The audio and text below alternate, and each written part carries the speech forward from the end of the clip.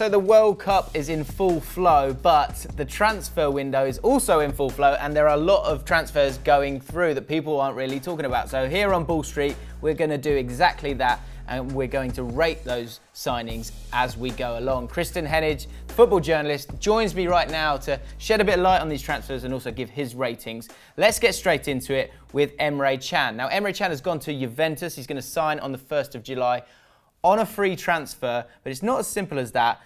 It's about 16 million, it looks like. Where is this 16 million quid coming from, Kristan?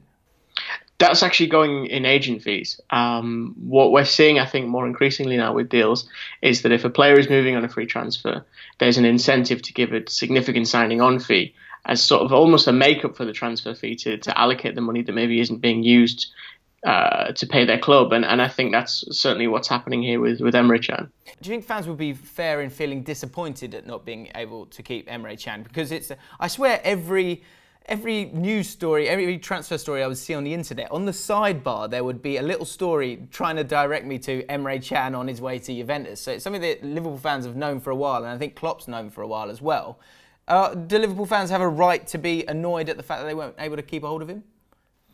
I think, honestly, it's a case of the king is dead, long live the king. They've got Naby Keita and Fabinho in before this deal was even really confirmed. So I think what Liverpool have done and what FSG have done actually is replace really quickly and really efficiently. Now, there's a financial difference, obviously, the fact they won't actually see any money for Can's departure, but they've had to pay out for Keita and Fabinho. But I think the quality of the Keita and Fabinho deals, especially the fact that Fabinho is moving for about 40 million, that for me makes it a much easier pill to swallow, I think, if I'm a Liverpool fan, because as you said there yourself, it's been a long discussed rumour. It's been the worst kept secret on Merseyside that Emre Can is going to leave and end up in Turin. Yeah, totally. And him going to Turin as a 24-year-old, I think it's all set up for. I can understand why Emre Can's gone there, because this is an opportunity for him to go there and stay there and become a bit of a legend at Juventus.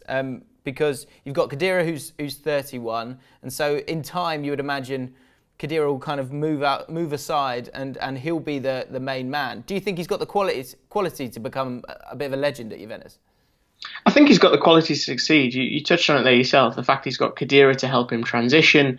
The fact that Juventus have got a pretty solid record when it comes to picking up these free signings. I know you have to always caveat that with the agent fees, but whether it was Pirlo or Pogba for a tribunal fee, Juventus tend to do their due diligence on these kind of deals, and I usually think that when they're moving for a player like this, it's usually a good sign. Okay, well, let's rate this one then, Kristan. What do you think? I'm going to go. I think Liverpool shouldn't be too devastated with the move, but I think Juventus, should be absolutely delighted with this one, because I think he's just got so much potential to be a real star there. And to get him on as a free, I mean, even if it is 16 million for a 24-year-old, I think that's nearly as good as it gets. I think that's an A for me. I'm inclined to agree. I think it's definitely an A. Okay. Let's know what you think, of course, guys. As we go along in the comments below, give your ratings on these transfer. Let's move on to Bernd Leno, who's gone to Arsenal. What are the positives of this keeper? The positives is that he was once very good. He kind of got his big break. Sound like a positive. He got his big break at a fairly young age when he was loaned from Stuttgart to Bayer Leverkusen because they needed a goalkeeper.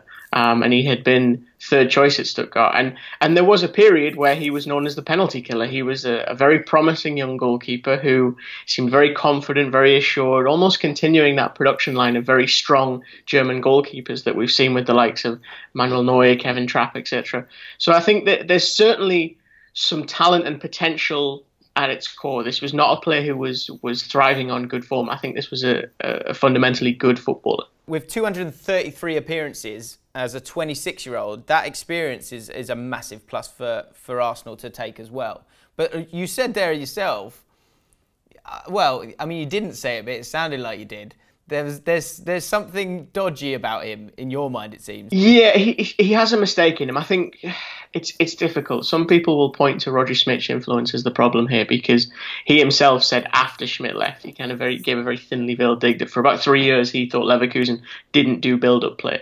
And he was asked to be a sweeper keeper, and it didn't really work for him, and he started to produce a lot of really sloppy mistakes. Even some of his parrying was quite poor during that period.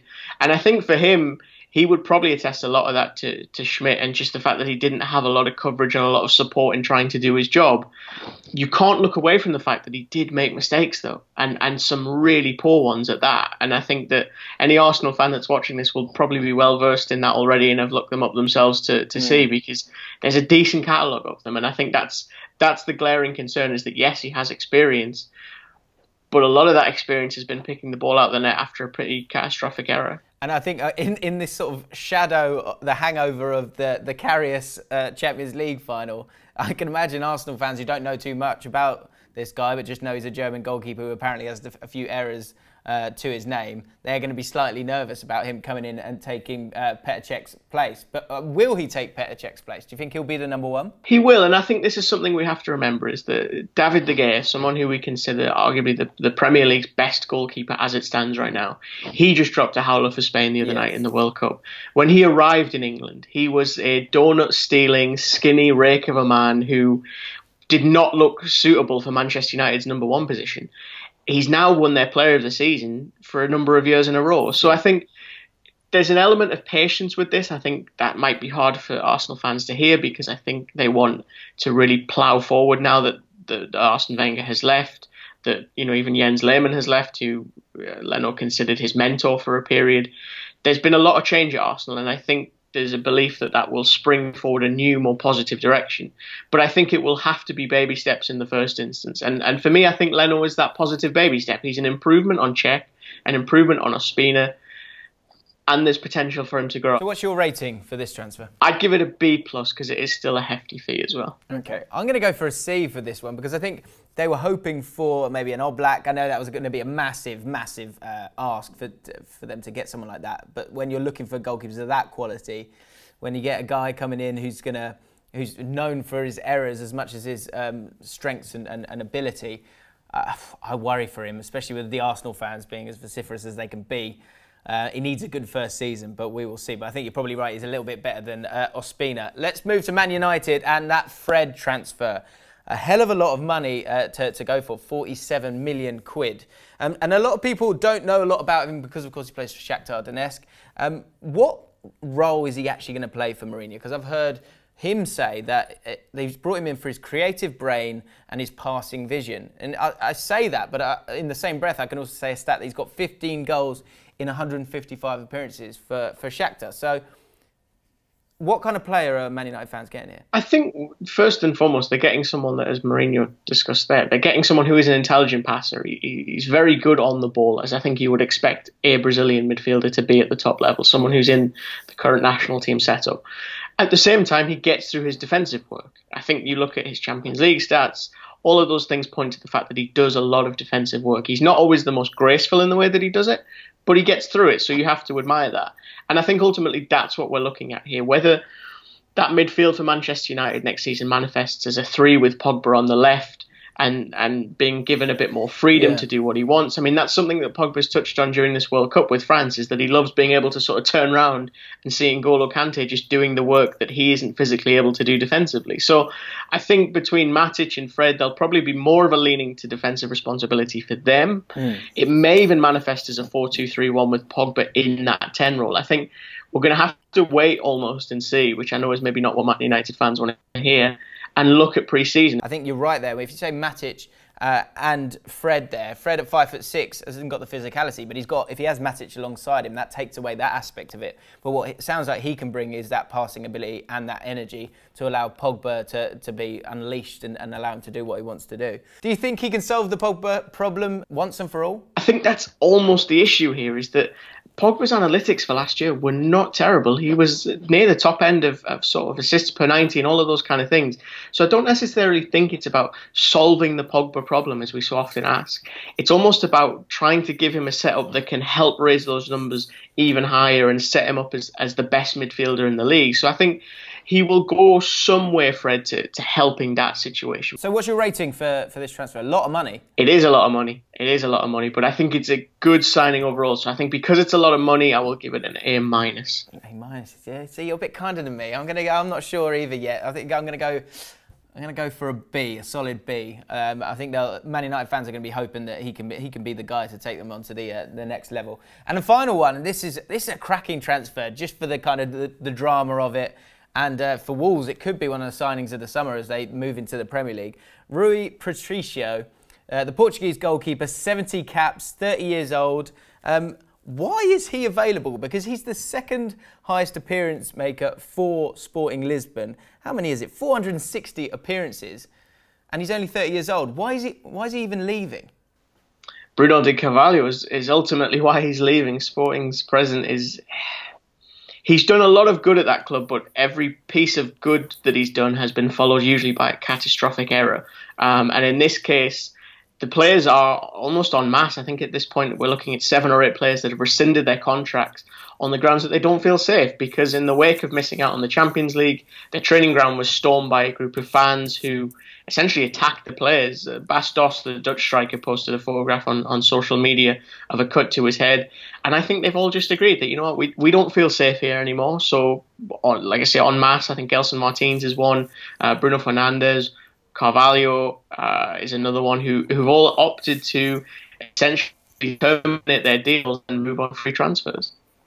I mean, it's an insane story for such a huge club like Sporting Lisbon to play out and live through. But for Wolves, who actually went for him earlier in the season, have obviously got a lot of Portuguese links.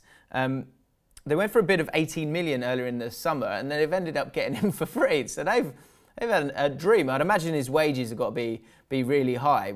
And also, Sporting Lisbon, is that going to be the end of it? Do you think it will be a free transfer? Is it as simple as that?